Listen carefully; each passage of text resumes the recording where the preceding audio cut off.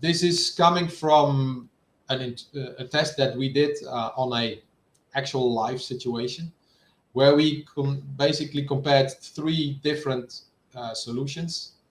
So we have the original solution was actually a 3-way valve, which is let's say for certain applications still used, but is more or less a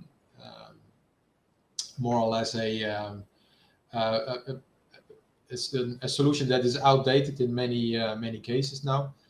But it's still in heating, for example, used for certain reasons, and that was actually not too bad.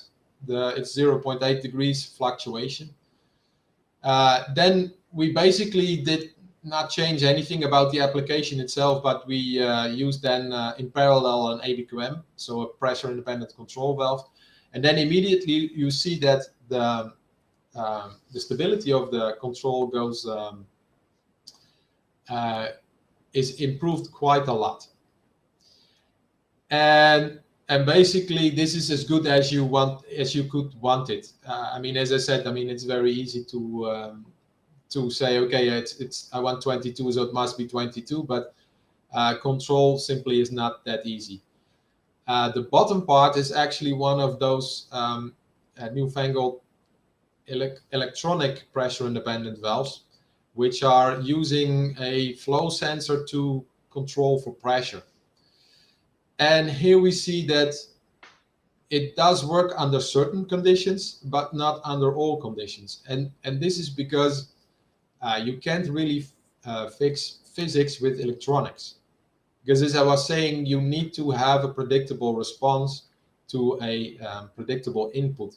So in that case, if you look here, you see that there's 3 different stages for the EPIV.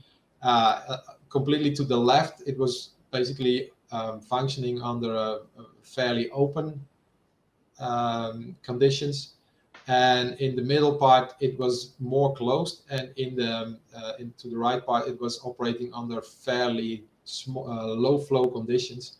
And here you see the limitations of basically not using a pressure controller in this loop, because an EPIV doesn't use a pressure controller.